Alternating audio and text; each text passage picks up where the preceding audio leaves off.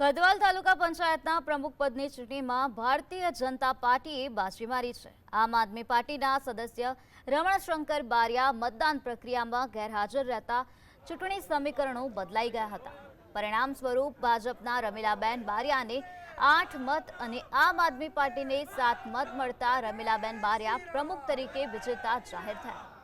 સદસ્યની ગેરહાજરીના કારણે ભાજપે તાલુકા પંચાયતમાં પોતાનું બોર્ડ બનાવ્યું છે। હાલ પ્રમુખની વરણી બાદ ઉપપ્રમુખ પદ માટેની ચૂંટણીનો નિર્ણય આગામી સમયમાં લેવામાં આવશે।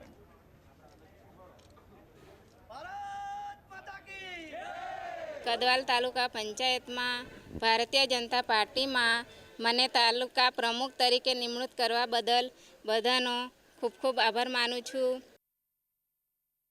ટાઈ પડી હતી અને આજે કદવાલ તાલુકા પંચાયતમાં ભારતીય જનતા પાર્ટીની બોડી બેઠી પ્રમુખ તરીકે આજે ભારતીય જનતા પાર્ટીએ પદ હાંસલ કર્યું છે।